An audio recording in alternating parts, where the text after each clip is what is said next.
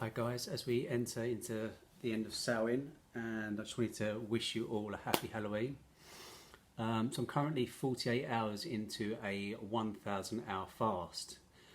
For those of you that follow me, you'll know that I've done a 500 hour fast, well just short of 500 hours. That was with no food, water. I've also done a 14-day dry fast, which is no food or water.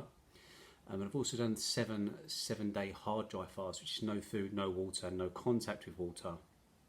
So over the years, I've also played around with cacao fasts, coconut water fasts, and I've also designed my own fast around juices, which on the 7 days of the week, you start with a red juice, orange juice, yellow juice, green juice, blue juice, indigo, violet juice. And you set these juices to the 7 days of the week, correlating to the 7 chakras of the energy wheel.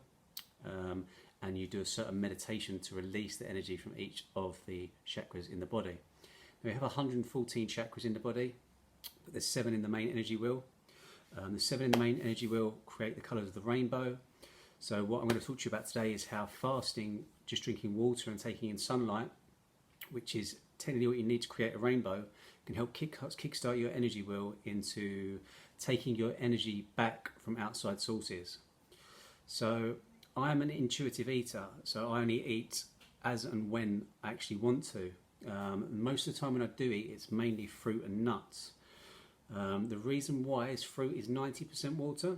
The human body is roughly 72%, maybe a little bit more water. Vegetables are 72% water. And nuts I eat for grounding.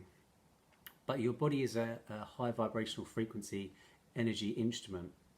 And in order to tune it in properly, you need to eat certain foods or even fast. So basically what I'm teaching you today is, if you listen to what I'm about to tell you in the story and you can work out, you will only eat food for pleasure. You don't need food for energy. So there's a scientist called Masaru Emoto, and he's done studies, if you was to Google something called the rice test, where he took 3 jars of rice and he spoke negatively to one. He spoke positively to one, and he didn't speak to one at all. And you've probably all heard me talk about this before, but the one he spoke negatively to after a few months had actually gone quite mouldy. And the one he spoke positively to was still almost fresh. And the one that he hadn't spoken to at all had gone quite mouldy. So now what I'd like you to see in this is that vibration is everything. So the one with no vibration went very mouldy. The one with a negative vibration still went mouldy. The one with the positive vibrations, the high vibrations around it, didn't go mouldy at all. So when you surround yourself with high vibrations, you don't age as much and you don't need to eat as much.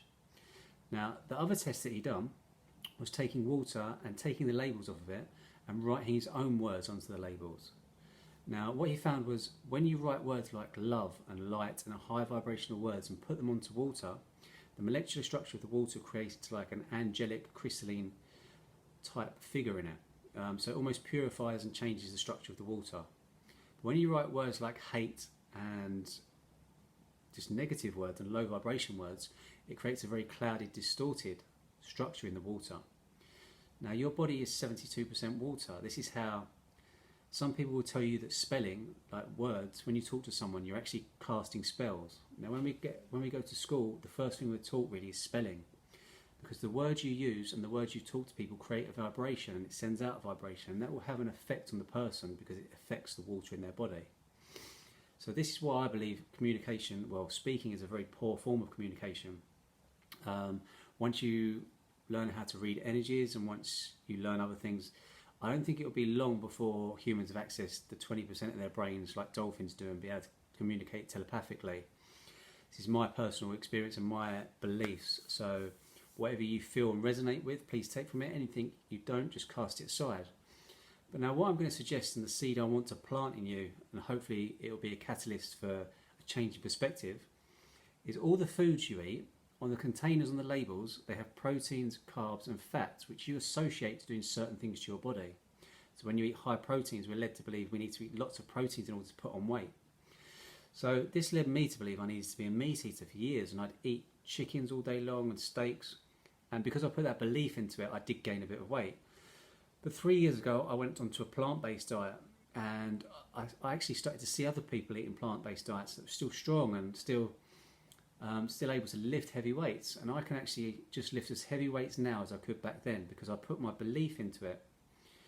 Now this got me thinking that maybe it's just my belief and it's not actually what I put into my mouth that gives me the muscle growth and gives me the cells, the regeneration, the nutrients that they need. Because if you can write something on the side of a jar and it changes the structure of it, why can't I not just do that with myself? Or could I just take all the labels off of my water now, and I write certain things onto the water, and I put certain intentions into the water before I drink it. And there's a lot of people that are third and fourth level breatharians that are already doing this all over the world. And in my experience, the third levels are still in quite good shape and can maintain quite a lot of muscle, but they do eat. And the level 4 ones don't eat or drink at all, but they tend to be quite thin. I enjoy food, so I'm never going to give it up. And what I want to show you is that we can eat food for pleasure.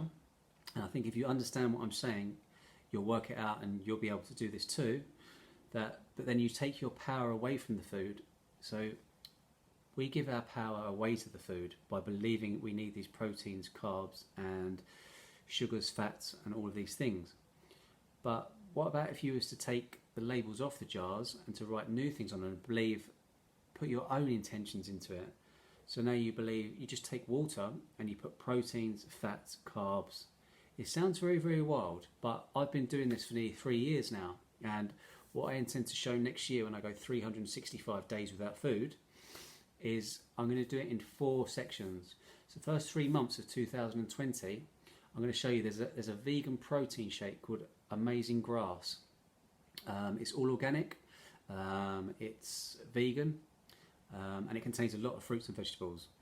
So I'll be mixing that with either coconut milk, coconut water for the first 3 months, and I'll be showing you that I'll be putting my intention into each glass that I drink for it to have the nutrients that I want my body to absorb. So I want it to revitalise, remineralise, re-nourish, rejuvenate, and to return to its divine blueprint for this lifetime.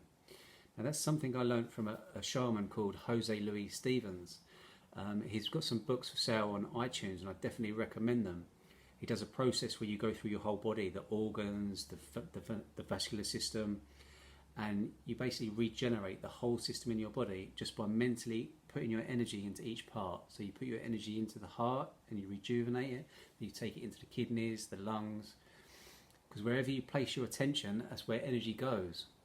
So if you lay down and you put your attention into a certain part of your body and rejuvenate it, trust me, when you do this for 3 or 4 days, you feel like a brand new person. My skin started to get better, my hair was better, I was sleeping less. So one of the other things I'm going to be doing over these 40 days is I have recorded my sleep patterns for the last month. I'll be recording my sleep patterns for the next 40 days. And I'll show you the difference in sleeping patterns. When you're eating food, your body needs around 7 to 8 to 9 hours sleep if you're eating 3 to 6 meals a day. When I fast and I have no food in my body, I will sleep on average 3 to 4 hours a night and I'll still have just as much energy. This is just a short video to explain what I'm doing over the next 40 days. I'm going to be doing a Facebook Live video tomorrow around 12 o'clock.